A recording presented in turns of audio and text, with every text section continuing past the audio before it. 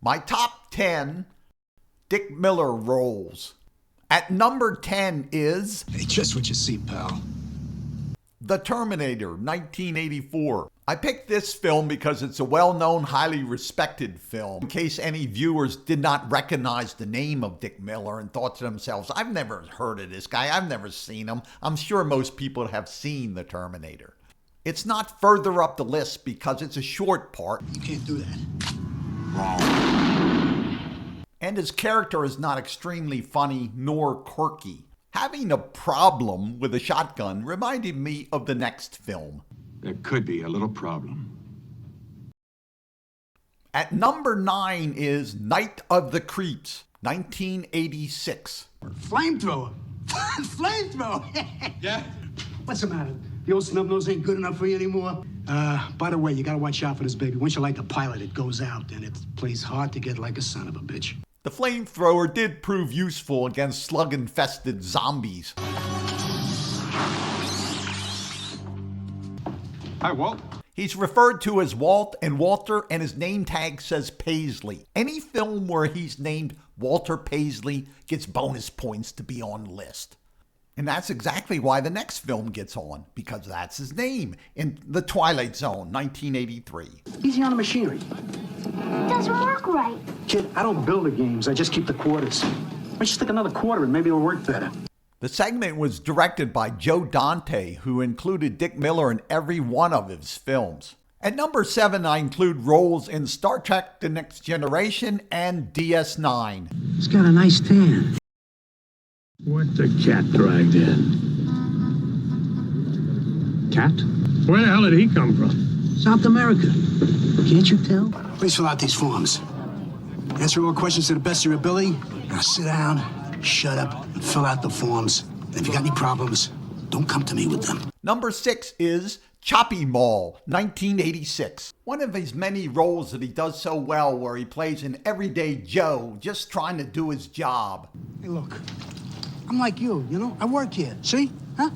And this film gets bonus points because you guessed it, his name is Walter Paisley. Just like in The Terminator, this poor guy doesn't finish out the workday. Thank you. Have a nice day. Just a quick break from the list for some commentary. Dick Miller did such a great job in so many films and such a variety of films throughout the decades that it's hard to make a list of his top 10. Depending on what day I make the list, it would be entirely different in order and selections. I'm curious which of his roles are your favorites. Put them in the comments. I love reading them. I first noticed this actor when I was a young kid. I loved monster and horror films. I very quickly noticed that if it's a Roger Corman film, this actor, Dick Miller, would show up in a role. I did a video on Roger Corman films. If you haven't seen it, I'll put the link below. Even as a kid, I liked him whatever role he was playing. Some of his parts were very small. Sometimes he played an average Joe. Sometimes he played a very quirky person. He could effectively deliver comedic lines. As a kid, and even today, I couldn't put my finger on what are the qualities this guy has that makes him so likable, watchable. Clearly he has something because so many big-time directors have hired him through the decades. I'm curious what you think if you like him. What are the qualities that make him a good character actor? Back to the list for film number 5, which is Rock All Night, 1957. I picked this film because he got a decent amount of time for a short film. It's also an early Roger Corman film, and Dick Miller got to play a tough guy role, which he didn't often get because of his 5'5" height. This place taken? My hat's on it. That ain't what I asked. My hat's on it. You weren't listening. Well, take it off. Go someplace else. Why is it the little guys always want to pick fights? Say something nice or I'm gonna bounce you right off that wall. Now start talking. I'm talking. You listening? They got tables for ladies. Come on. I don't care if I'm only 5'5". Both Marianne and Ginger are for me. Go back to the island with Gilligan. I ought to kill you. I oughta. You what? I oughta. You oughta kill me. Roger Corman was known for getting films done efficiently, using as little time and money as possible. When I noticed that he was constantly using Dick Miller, I figured it was not only because of Mr. Miller's acting ability, but also his ability to work without causing problems. That he knew his lines, hit his mark, didn't argue with the director. Years later, my belief seemed to be confirmed when I found out that Joe Dante hired him for every single one of his films. The following is an outtake clip from a Joe Dante film, The Burbs. Dick Miller puts child actor Corey Feldman in his place for goofing off while they're trying to get some work done. What else could you do with those shoes? Shut the up, kid. We're trying to do some acting. I edited out one word. If you can't figure out what it is, you're too young to hear the word anyway. Film number 4 is a Joe Dante film, and it's Gremlins.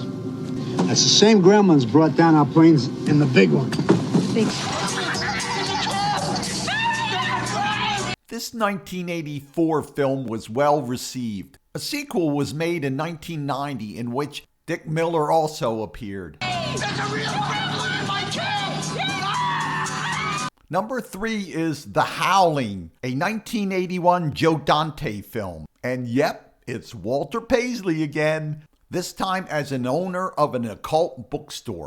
Your classic werewolf could change shape anytime it wants, day or night, whenever it takes a notion to. That's why I call them shapeshifters.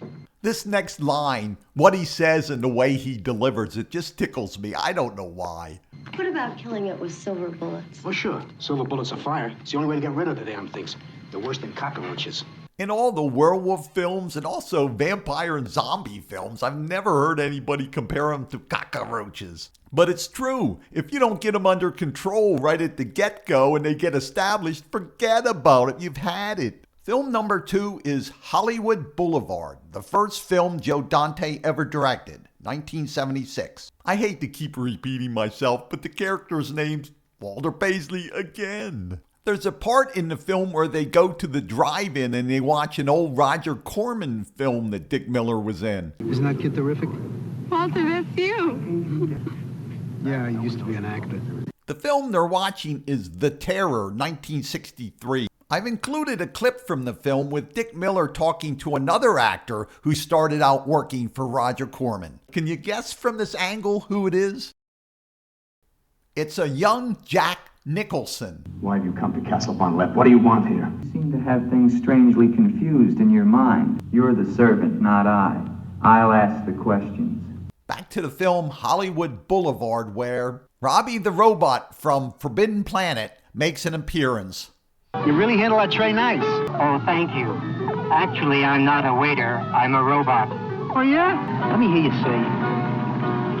Frankly, Scarlett, I don't give a damn. And film number 1 is, it has to be, the very first film he plays, Walter Paisley.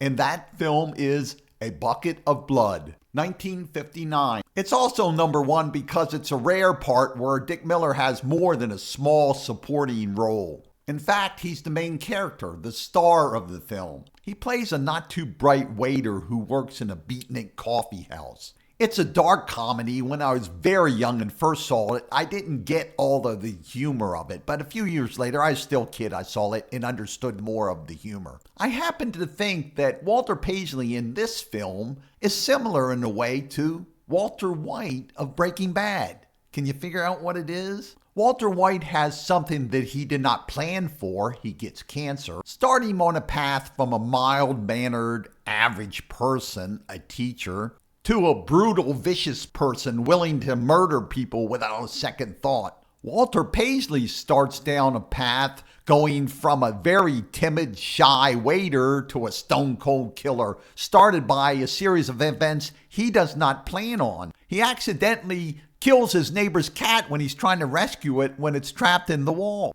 He covers the cat with clay, making it into a statue, and all the beatniks at the coffee house go crazy over what a great artist he is. Hey, Pops, what's happening? Making a big scene for Walter. Who'd he shoot? He made a cat. One of the beatniks wants to be his patron and give him a little something. Gas me. I can't. I gotta go home. Oh, then I'll go home with you. He turns down her offer, so she gives him a vial of an illegal drug. He's not very bright, so he doesn't even realize what it is. It's noticed by an undercover cop that wants to make a name for himself by making a big drug bust. The cop follows Walter home and tries to get Walter to tell who all the big drug connections are. Walter is totally confused. So it ends up not Walter, but the cop that gets busted, leading Walter down the path to... Just around your neck.